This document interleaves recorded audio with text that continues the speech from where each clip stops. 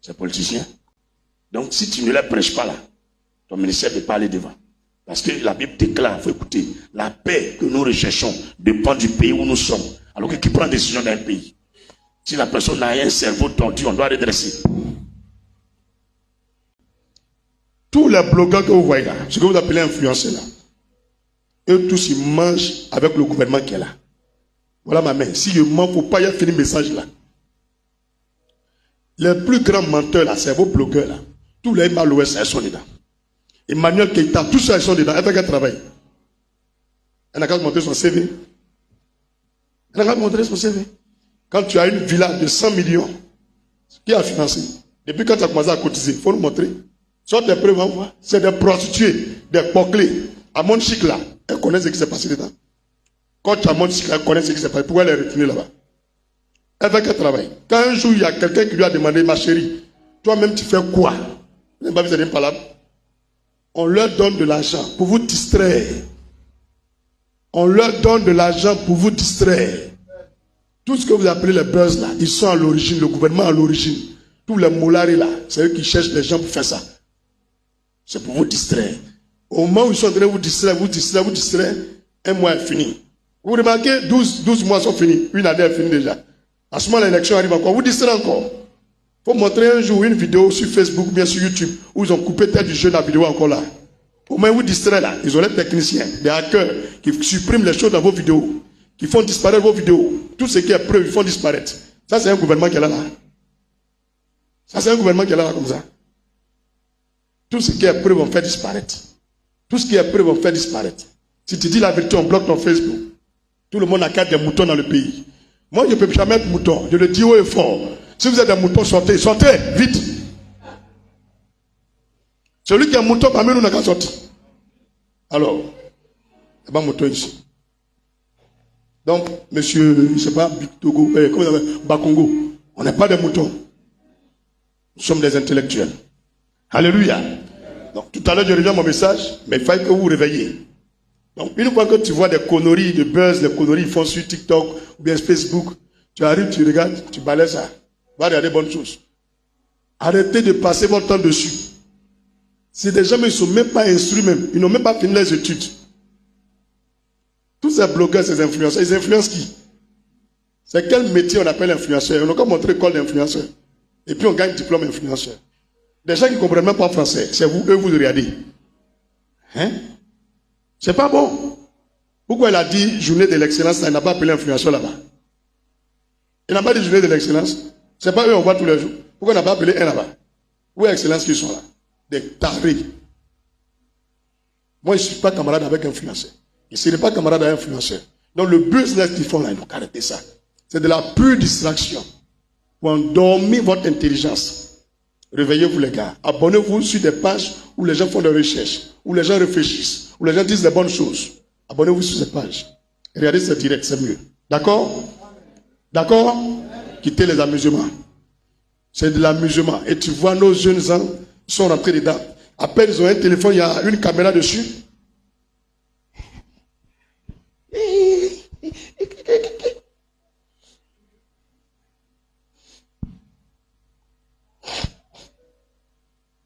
Il faut continuer.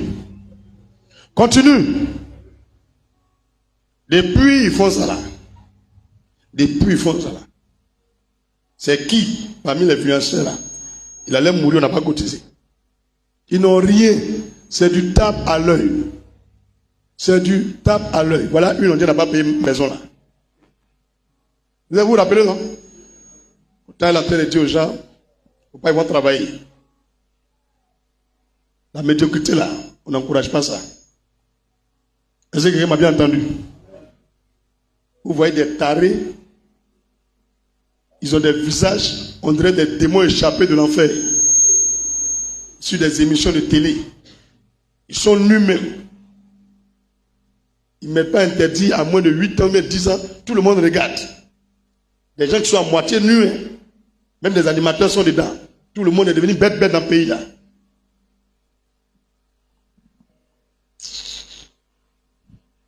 C'est des bêtises. Et il y a les pasteurs dedans. Il y a pasteur dedans aussi. lui aussi prend l'argent. On appelle ça la marmaille. Il est là pour encourager la médiocrité.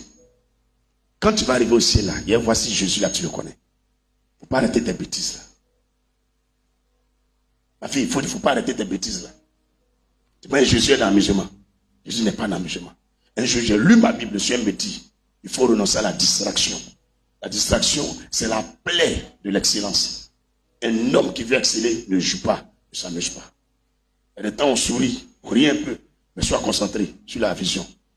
Pas passer ton temps à être distrait. Donc je demande pardon à tous les gens qui prient avec moi. Ceux qui ne sont pas parmi nous.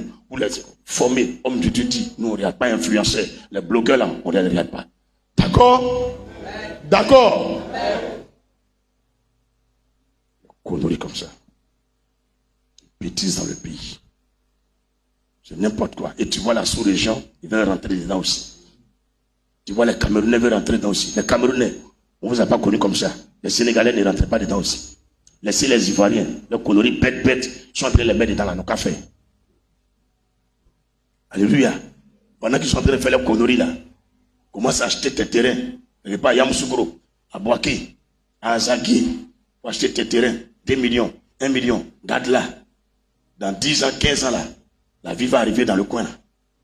Construire, tu as gagné l'argent. Pendant qu'ils sont en train de faire les bêtises comme ça là, au lieu de prendre l'argent pour acheter les unités pour regarder les directs là, prends l'argent pour acheter autre chose. Il faut ouvrir tes magasins, des chaises, des tréteaux, des bâches. Vous faites tes business. Alléluia. Faites tes business. Donc, vous êtes en train de dire à quelqu'un, ici là, je suis venu trouver, c'est comme un dépotoir. Je ne fais que arranger juste un peu. Parce que ce n'est pas mon lieu. Je loue le terrain. Donc, je ne peux pas déposer quelque chose de grand ici. On ne fait que se débrouiller avec ça. Mais on est en train d'acheter notre terrain. On ne peut pas passer notre temps distrait. Je vois des pasteurs. Ils n'ont même pas un temple. Mais ils ont des millions d'abonnés. Un temple, ils n'ont pas. C'est de la distraction. C'est de la distraction. Il est obligé de faire un coin pour recevoir les gens chez lui à la maison. Il faut lui demander c'est où tu pries à partir de lui. Là-bas, tu vas recevoir. C'est du business. C'est du business. Et c'est n'importe quoi. Le chien me dit, malheur à celui qui applique l'intelligence pour devenir riche. On ne devient pas riche par notre intelligence. C'est Dieu qui donne la richesse. Allions-nous à Dieu. Et je vous demande pardon. Avant que je prêche, c'est une exhortation. Notre gouvernement que vous voyez là, c'est des gens qui réfléchissent pour vous distraire. Ils réfléchissent pour vous distraire. Ils ont leurs éléments. Il y a Salfo, les Moulari là. C'est eux qui cherchent les gens pour eux. C'est pourquoi tu les vois les deux là. Ils sont déjà assis. Ils sont milliardaires ou ils sont là. Je répète le nom. Assalfo et puis Moulari. C'est eux qui sont les éléments de ces criminels là. C'est eux. Assalfo, tu as échoué. Tu vas voir la fin. Tu vas essayer de côté, ça reste. Quand tu soulèves l'eau, tu es en train de boire là. On te dit ça descend dans le ventre. Mais ce n'est pas le terminus de l'eau. Tu vas pisser ça. Parce que tu as pris, tu penses que tu es arrivé. Mais ça vient, tu as pissé. Tout ce qui rentre dans le ventre sort après. Tu as compris?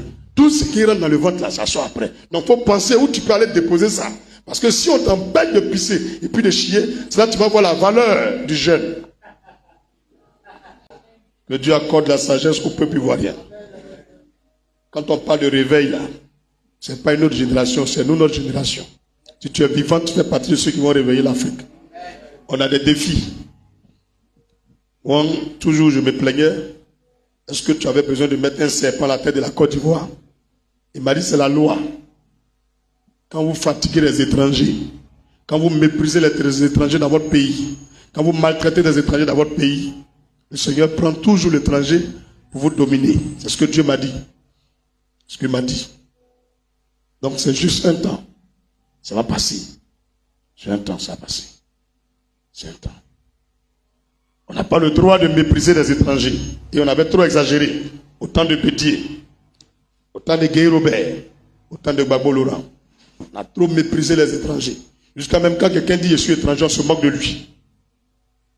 Les gens avaient peur de dire qu'ils sont étrangers.